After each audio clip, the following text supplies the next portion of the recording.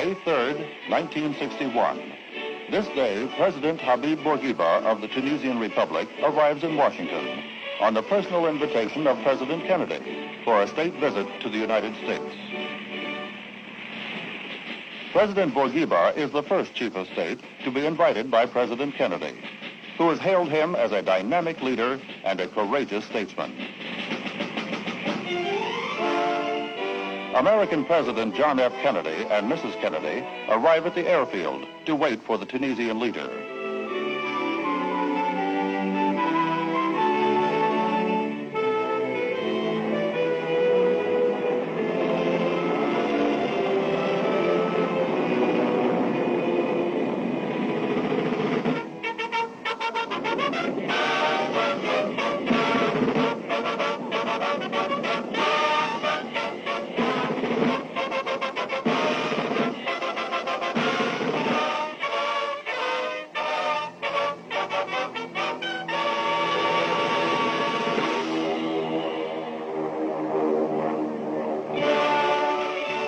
First to welcome him are the American Chief of State and First Lady.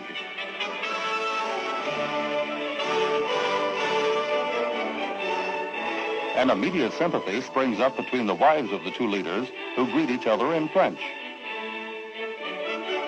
Among the top diplomatic and military dignitaries on hand to welcome the president are Secretary of State Dean Rusk and Mrs. Rusk.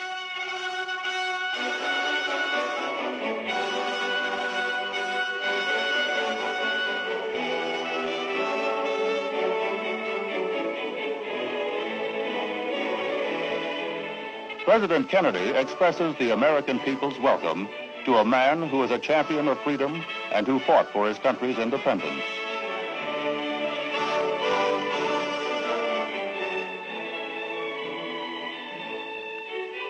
Following the warm reception at the airport, the presidential party leaves for the city of Washington.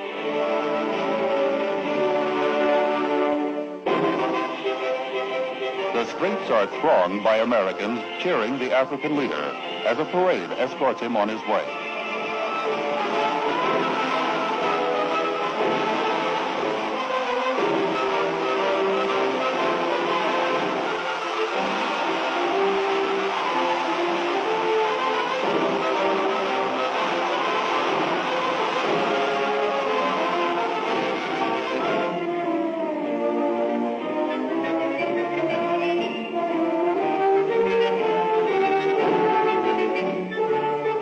During their stay in Washington, President and Mrs. Bourguiba will make their home at Blair House, the residence of official guests of the American president.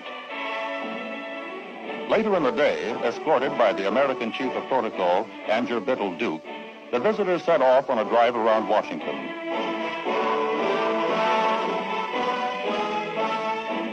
Their visit has come at an auspicious time. The American capital is at its scenic best in the month of May.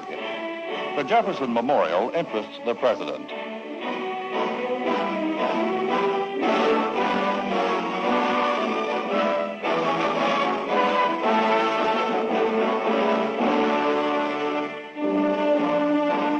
The Lincoln Memorial honors one of the best-loved American presidents.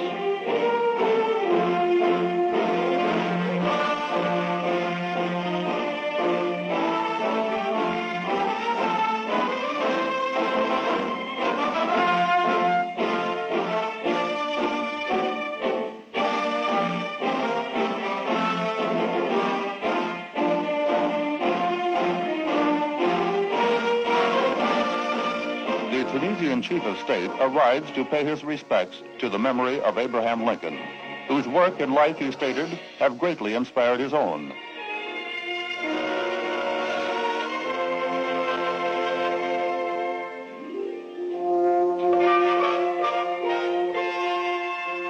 As the party leaves, they see in the distance the memorial to America's first president, the Washington Monument.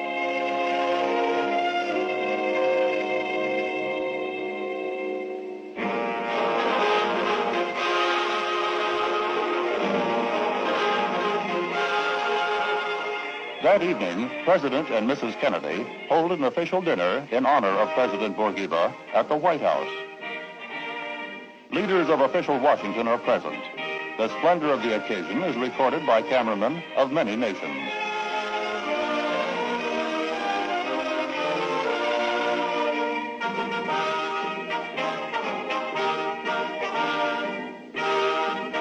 President and Mrs. Bourguiba are accompanied by Ambassador Habib Bourguiba Jr. and his wife.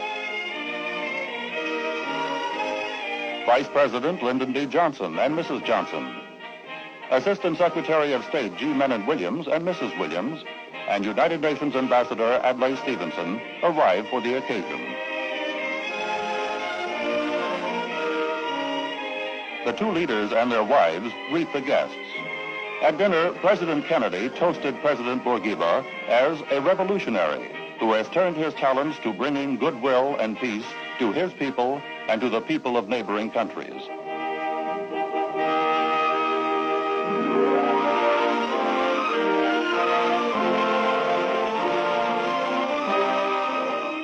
As a tribute to the visiting Chief of State, the American Congress convenes in a joint session. Responding to their invitation, President Bourguiba will address the Senate and the House of Representatives.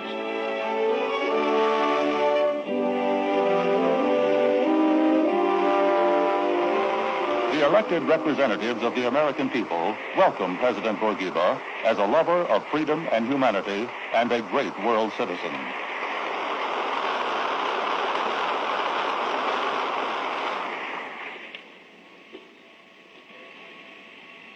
Honorables membres du Congrès, c'est pour moi une joie, en même temps qu'un honneur, de m'adresser. Honorable members of Congress, it is both an honor and a great joy for me to address the representatives of a friendly people who share with us the same devotion to the deepest human values. The primary quest of nationalism, as President Kennedy has so well understood it, is essentially liberation from the degrading subjugation of man to man and of people to people. Nous n'avons jamais hésité, en ce qui nous concerne, à souligner à l'adresse du monde occidental. We have never hesitated to point out to the Western world the harm it has done itself by compromising with its own principles in order to avoid giving offense to some of its members. It is therefore a real source of satisfaction to us to see the United States of America return to its traditional policy of anti-colonialism and support for the principle of self-determination and independence for all people. We have never ceased to proclaim our full and unqualified support for the struggle of our Algerian brethren for independence, or to translate that support from the moral to the material plane. Puissent les peuples tunisiens et américains affronter un avenir. May the Tunisian and American peoples look forward to a future in which these links will be even stronger, based as they are on understanding, respect, and affection. These excerpts, and indeed the entire speech, met with a warm response. The Washington headquarters of the American Federation of Labor, Congress of Industrial Organizations. President Bourguiba renews an old acquaintance as he is warmly greeted by George Meany, president of the AFL-CIO. Mr. Meany shows President Bourguiba a mosaic bearing the motto, "Labor is Life," at the building's entrance. The president inscribes his good wishes in the guest book. George Meany of the AFL-CIO and his guest have been friends since the Tunisian leader attended an international labor conference in San Francisco in 1951.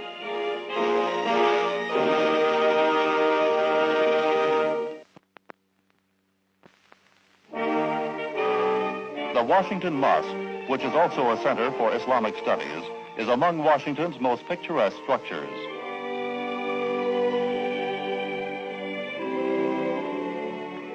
President Bourguiba is greeted by ambassadors to the United States from Islamic countries.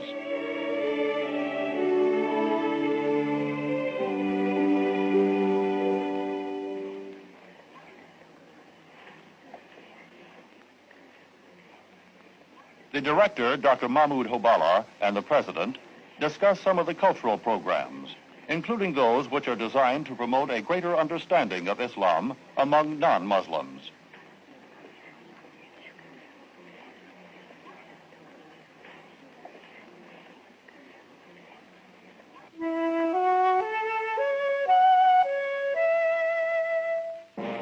At the National Press Club, American and international journalists gather to hear a talk by President Bourguiba. The welcome is tumultuous. In the words of one reporter, "We are happy to see you. As always, you bring us good fortune."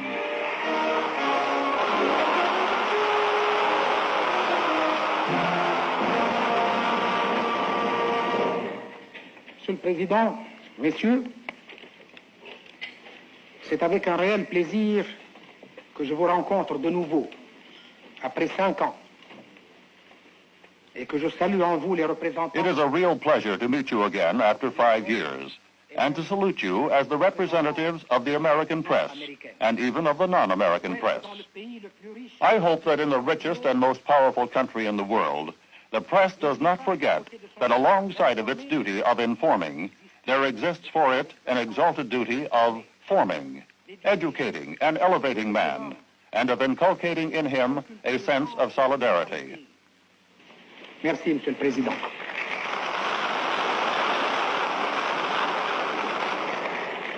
The Zoological Gardens is the home of a pair of Tunisian gazelles, presented in 1958 by President and Mrs. Bourguiba. She now sees an offspring born in Washington. This shy, delicate creature will grow up into one of the most graceful of all animals.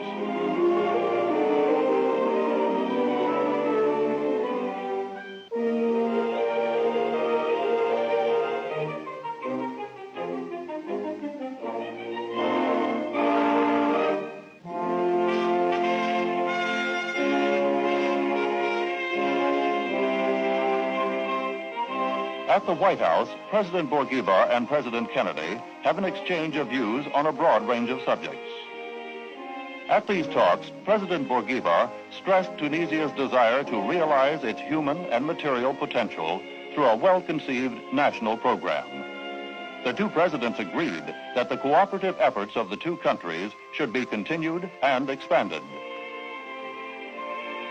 We have developed extremely friendly personal ties during this visit. I've admired him for a great many years, and I must say that he leaves Washington with the sure knowledge that he holds a memorable place in the hearts of all Americans who value fortitude, perseverance, and vision. Je suis très fier des paroles aimables et affectueuses de Monsieur le Président Kennedy. Nous avons combattu pour la liberté.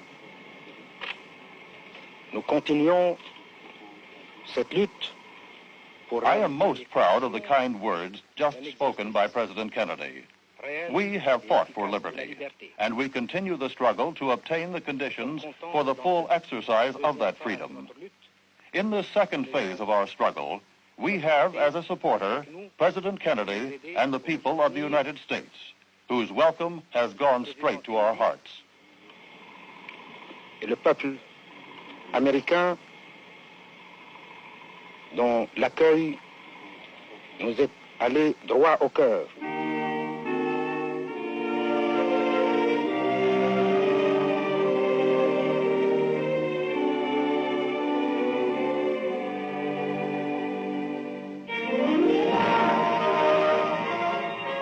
That night, the Hotel Mayflower is the scene of a dinner given by President and Mrs. Bourguiba in honor of President and Mrs. Kennedy.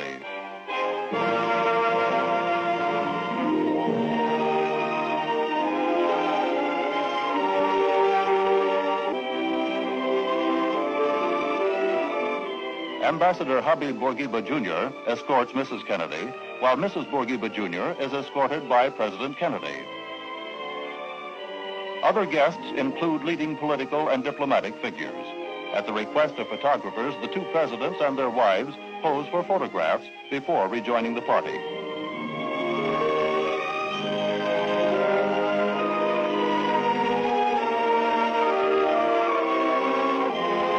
This is the eve of President and Mrs. Bourguiba's departure from the nation's capital. New York City showers its welcome on the Tunisian president in the form of confetti and ticker tape, a traditional greeting reserved for the most esteemed visitors.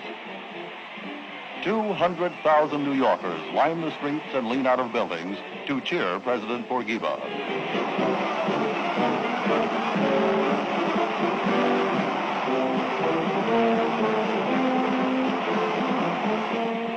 The ovation moved the Tunisian leader to say, "This strengthens my conviction that our two peoples must stand together."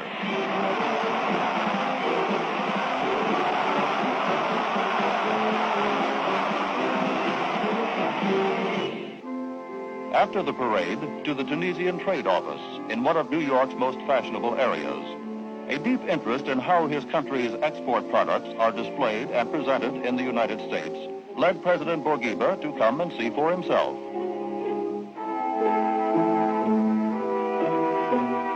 Olives and olive oil occupy an important place in the trade office's exhibits. Tunisian crafts are also displayed, such as this ornate bird cage and colorful rugs. Passers-by show their interest in the Tunisian chief of state and wait for a chance to meet him.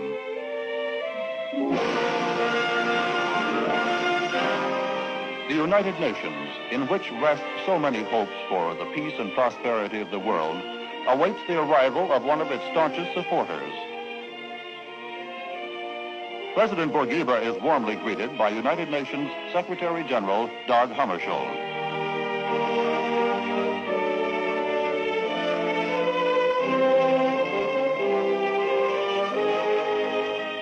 The visitor is about to unveil an archaeological treasure, a gift of Tunisia to the United Nations.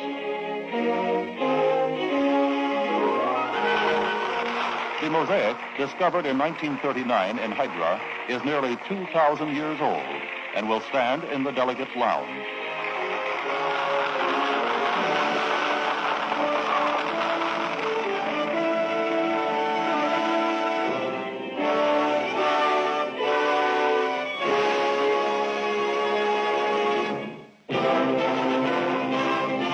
In a specially arranged meeting with envoys of African and Asian countries, President Bourguiba expressed his hope for African unity, but stated that it would have to be based on a realistic awareness of the diversity among African nations and peoples.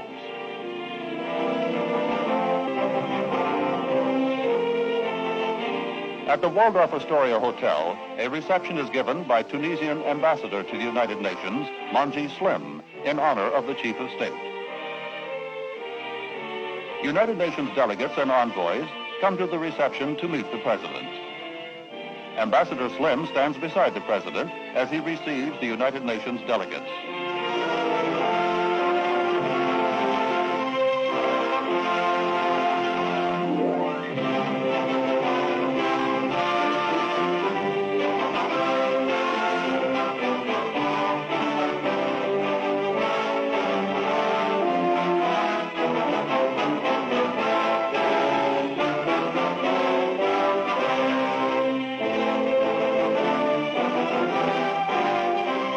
As he concludes his visit, President Bourguiba has this to say. J'ai été très touché par la chaleur de l'accueil que j'ai rencontré aussi bien à Washington qu'à New York, partout où j'ai passé. I have been very touched by the warmth of the welcome which I have encountered in Washington as well as in New York, everywhere I have gone, which proves to me that the American people feel the greatest friendship for the Tunisian people, a source among the Tunisian people of a great pride. I hope that the future reinforces that friendship and that we will be strong enough to withstand the vicissitudes of destiny.